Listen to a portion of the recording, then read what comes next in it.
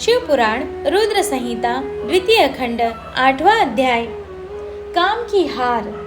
सूत जी बोले, हे ऋषियों, जब इस प्रकार प्रजापति ब्रह्मा जी ने कहा तब उनके वचनों को सुनकर नारद जी आनंदित होकर बोले, हे ब्राह्मण, मैं आपको बहुत धन्यवाद देता हूँ कि आपने इस दिव्य कथा को मुझे सुनाया है।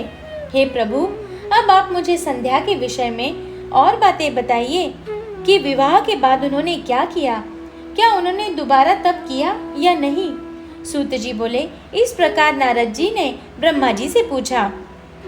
उन्होंने यह भी पूछा कि जब कामदेव रति के साथ विवाह करके वहां से चले गए और दक्ष आदि सभी मुनि वहां से चले गए, संध्या भी तपस्या के लिए वहां से चली गई, तब वहां पर क्या हुआ।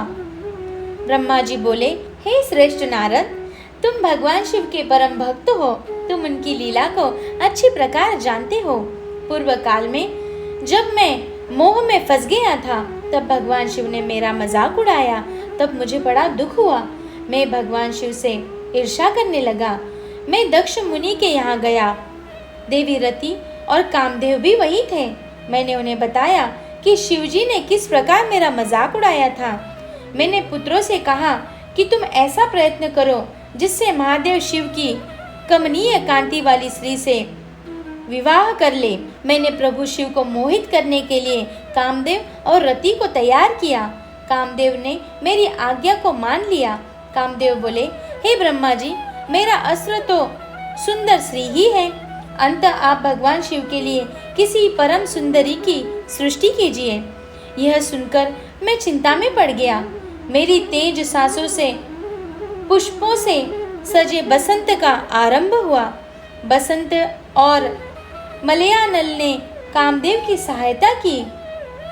इनके साथ कामदेव ने शिवजी को मोहने की चेष्टा की, पर सफल नहीं हुए। मैंने मरुदगणों के साथ पुनः उन्हें शिवजी के पास भेजा। बहुत प्रयत्न करने पर भी वे सफल नहीं हो पाए। अंत मैंने बसंत आदि सहचारों सहित रति को साथ लेकर शिवजी को मोहित करने को कहा। फिर कामदेव प्रसन्नता से रति और अन्य सहायकों को साथ लेकर शिवजी के स्थान चले गए।